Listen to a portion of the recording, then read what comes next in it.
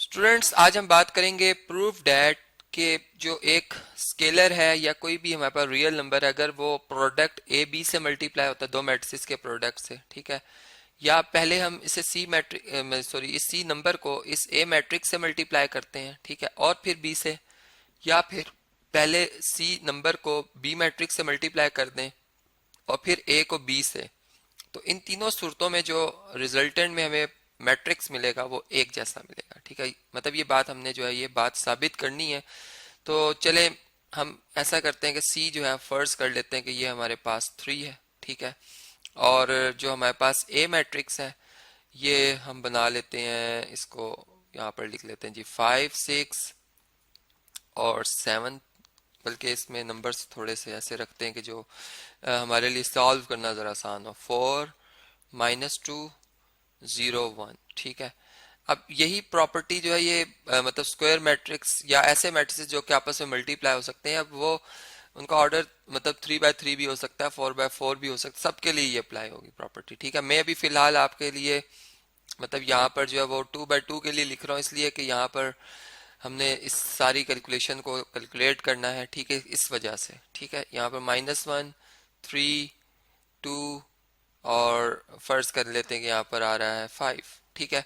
अब देखें ये प्रॉपर्टी बेसिकली हमने देखनी है कि ये रिजल्ट एक जैसा आता है या नहीं, ठीक है ना। इसमें मैट्रिसेस के ऊपर कोई बात नहीं होती, मैट्रिसेस बस मल्टीप्लीकेबल होने चाहिए, आपस में मल्टीप्लाई हो सकते हो। तो सबसे पहले अगर हमने इस आंसर को लेके आना हो कि सी अगर ए बी के प्रोडक्ट से मल्टीप्लाई हो, ठीक है, मतलब पहले हमें ए बी का प्रोडक्ट चाहिए। सी हमारे पास 2 है, सॉरी 3 है, सी हमारे पास क्या जी 3 है, इसको हम एज इट इज रहने देंगे और यहाँ पर हम ए और बी का जो प्रोडक्ट बनता है उसको लिखेंगे, ठीक है। तो पहले ए मैट्रिक्स लिखते हैं, चलें इसके लिए पहले ब्रैकेट भी पुट कर लेते हैं, ये वाली ब्रैकेट, ठीक है, जो कि 3 यानी सी है, ये बाहर लिखा हुआ है, ठीक है। अब देखें इसमें जो हमारे पास नंबर आ मतलब मैट्रिक्स में जो नंबर आ रहा है 4 0 और -2 1 आ रहा है, ठीक है। और जो दूसरा मैट्रिक्स है, दूसरा जो मैट्रिक्स है, इसमें अगर आप देखें तो -1 2 3 5 आ रहा है। अब दो मैट्रिक्स कब मल्टीप्लाई हो सकते हैं कि जब पहले मैट्रिक्स के जो नंबर ऑफ कॉलम है वो दूसरे के नंबर ऑफ रोज के बराबर हो, ठीक है। तो यहाँ पर अगर हम देखें तो हमारे पास इसमें नंबर ऑफ कॉलम 2 है, मतलब इस तरह से वर्टिकल जो अरेंजमेंट ऑफ एलिमेंट होती है कॉलम्स को रिप्रेजेंट करती है, पहला कॉलम है और ये सेकंड कॉलम है, और यहाँ पे अगर आप देखें तो ये फर्स्ट रो है और ये हमारे पास सेकंड रो, मतलब बराबर है तादाद। इसका तो मल्टीप्लाई हो सकते हैं, लेकिन मल्टीप्लाई कैसे करते हैं, मल्टीप्लाई ऐसे करते हैं कि जो पहला मैट्रिक्स है उसके पहली रो सेलेक्ट की जाती है और दूसरे मैट्रिक्स की पहले कॉलम से उसको मल्टीप्लाई किया जाता है, और इस तरतीब में कि जो पहला एलिमेंट है, फर्स्ट एलिमेंट जो है वो फर्स्ट से मल्टीप्लाई होता है, ठीक है, और जो सेकंड एलिमेंट है जैसे 0 है वो 2 से मल्टीप्लाई होगा, और इनका जो आंसर आएगा उसको हम सम करेंगे। फिर इसी तरीके से 4 ने 3 से मल्टीप्लाई होना है और 0 ने 5 से मल्टीप्लाई होना है, तो इस तरीके से हम इन्हें मल्टीप्लाई करेंगे। लेकिन अभी फिलहाल हम देख रहे हैं कि हम रो 1 को, इस मैट्रिक्स की रो 1 को इसके कॉलम 1 से मल्टीप्लाई कर रहे हैं, तो यहाँ पर जो आंसर में मैट्रिक्स आएगा उसमें जो रो 1 और कॉलम 1 की एंट्री है वहां पर इनका प्रोडक्ट लिखा जाएगा, ठीक है। तो देखिए इसमें रो 1 4 -1 से मल्टीप्लाई होकर -4 आएगा और 0 2 से मल्टीप्लाई होकर 0, तो -4 में 0 ऐड करें क्या आता है आंसर -4, ये हमारे पास आ जाएगा, ठीक है। अब हम अगर यहाँ पर रो 1 और कॉलम 2 में है तो इसका मतलब है कि ये रो 1 किस कॉलम से मल्टीप्लाई होगी, अब सेकंड कॉलम से, ठीक है। तो अब इससे सेकंड कॉलम से मल्टीप्लाई होना है, तो इसलिए अब पहली एंट्री पहले से मल्टीप्लाई होगी, ठीक है। यहाँ पर फिर इसका मतलब हुआ कि 4 मल्टीप्लाई होगा 3 से 12 आएगा और 0 5 से मल्टीप्लाई होकर 0, तो 12 + 0 12 भी होता है, इसलिए हम यहाँ पर 12 लिख देंगे, ठीक है।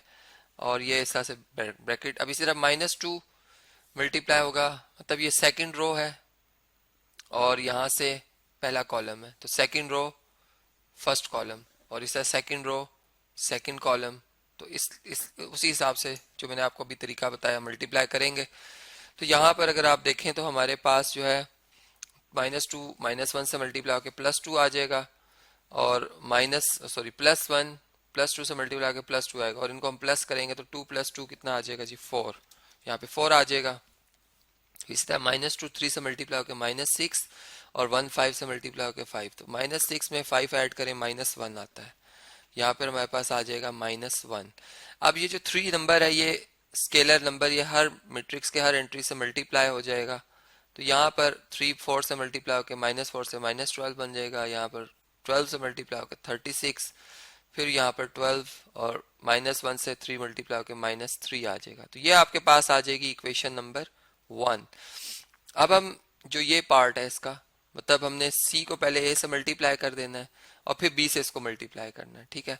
तो अब हम इस रिजल्ट को भी देख लेते हैं कि हमारे पास ये क्या बनेगा, ठीक है।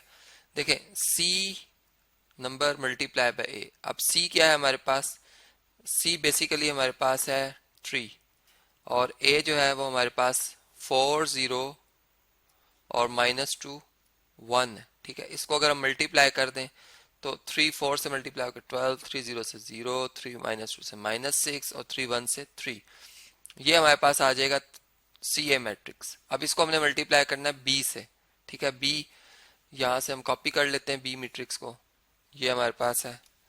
और इसको अब हम, चूंकि हमने यहाँ पे कैलकुलेशन करनी है, यहाँ पर ये हमारे पास बी मैट्रिक्स है, इसको हमने इस्तेमाल करना है। तो हम अभी लिखेंगे कि हमारे पास जो रिजल्ट आ रहा है बी, मतलब इस तरह से है कि सी और ए का जो प्रोडक्ट है इसको बी से मल्टीप्लाई करना है हमने, ठीक है। तो अब सी बी जो सी ए जो मैट्रिक्स है ये हमारे पास क्या है, 12 0 -6 3, और इसको हमने मल्टीप्लाई कर देना है बी से जो कि -1 2 3 5, ठीक है। अब इनका प्रोडक्ट मैं जरा क्विकली सॉल्व करूंगा क्योंकि हमारे पास टाइम शॉर्ट है। 12 -1 से मल्टीप्लाई होकर -12 आएगा और 0 2 से 0, तो 12 -12 में 0 ऐड करेंगे -12 ही आंसर आएगा, ठीक है। फिर माइनस, मतलब अब ये सेकंड कॉलम से मल्टीप्लाई होगी फर्स्ट रो, तो 12 3 से मल्टीप्लाई होकर 36 आएगा और 0 5 से 0, तो 36 में 0 ऐड करें 36 ही आता है, ठीक है। इसी तरह जब हम -6 को, मतलब यहाँ से सेकंड रो और यहाँ से फर्स्ट कॉलम, इस तरह से जब हम मल्टीप्लाई करेंगे तो -6 -1 से +6 आ जाएगा और 3 2 से मल्टीप्लाई होकर +6 आ जाएगा। तो 6 + 6 हमारे पास कितना आता है 12, यहाँ पे हम लिख देंगे 12। फिर इसी तरीके से अगर हम नेक्स्ट देखें तो हमारे पास -6 3 से -18, यहाँ पे आएगा -18 और 3 5 से मल्टीप्लाई होके, मतलब यहाँ से इस तरह से हमने मल्टीप्लाई करना है, तो -6 3 से 18 और 3 5 से 15, तो 18 में से 15 माइनस कर दें, बड़ी वैल्यू के साथ माइनस का साइन है तो -3 आ जाएगा। यहाँ से अगर आप देखें तो इक्वेशन 1 और 2 हमें बता रही है कि इन दोनों मैट्रिसेस में कोई फर्क नहीं है, ठीक है। अब जो थर्ड हमारे पास रिजल्ट है वो ये है कि हमने a को सी बी से मल्टीप्लाई कर देना है, ठीक है। अब हम इस रिजल्ट को लाएंगे। अब देखें C3 है और B ये मैट्रिक्स लिखा हुआ है, ठीक है। अब मैं पहले CB लेके आऊंगा, फिर उसको A को CB से मल्टीप्लाई करना है। तो यहाँ पर पहले B मैट्रिक्स लिख लेते हैं हम, ठीक है। और अब हम देखते हैं कि हमारे पास जो CB मैट्रिक्स बनेगा वो क्या बनेगा। C हमारे पास है 3 और B हमारे पास ये सामने लिखा हुआ है -1 2 3 5, ठीक है। इनको आपस में अगर हम मल्टीप्लाई करें तो ये बन जाता है जी -3 9 6 और 3 5 15, ठीक है। ये आ गया। अब इसको हमने मल्टीप्लाई कर देना है A से, ठीक है। तो यहाँ पर जो A मैट्रिक्स है हमारा, अब हम उससे इसको मल्टीप्लाई करें, A मल्टीप्लाई बाय CB। अब इसका आंसर हमने लिखना है। A मैट्रिक्स जो है इसकी एंट्रीज लिखेंगे हम यहाँ पर हम CB मैट्रिक्स की एंट्रीज लिखेंगे। CB मैट्रिक्स की एंट्रीज है -3 9 6 और 15, और जबकि हमारे पास जो A मैट्रिक्स है अगर उसकी एंट्रीज को हम देख लें यहाँ पर तो वो हमारे पास ये लिखी हुई है जी, इनको यहाँ से हम कॉपी कर लेते हैं एंट्रीज को, ठीक है। ये यहाँ से कॉपी हो गई, इनको हम A की जगह एंटर कर देते हैं। ये हमारे पास A मैट्रिक्स की एंट्रीज हैं। अब इनको आपस में अगर मल्टीप्लाई करें तो देखें 4 -3 से मल्टीप्लाई हो क्या आएगा 12, -12 और 0 6 से 0, तो -12 आ जाएगा आंसर यहाँ पे, ठीक है। इसी तरह 4 9 से 36 और +0, तो 36 में 0 ऐड करें 36 ही आता है। फिर इसी तरीके से -2 -3 से मल्टीप्लाई होगा तो +6 और 1 6 से मल्टीप्लाई होगा 6 6 + 6 12 आ जाएगा। और यहाँ पे अगर आप देखें -2 9 से -18 और 1 5 से 15, तो वे -18 में 15 ऐड करें -3 आता है, ठीक है। तो ये आ गई इक्वेशन नंबर 3। तो आप देख सकते हैं कि इक्वेशन नंबर 3 में भी -12 36 12 -3 है और यहाँ भी -12 36 12 -3, मतलब इक्वेशन 1 2 3 तीनों कंपेरेबल है, तीनों बराबर है। इसका मतलब कि हमारा ये रिजल्ट जो हमने लिखा है, प्रूव जो करना था, वो यहाँ पे प्रूव हो गया है।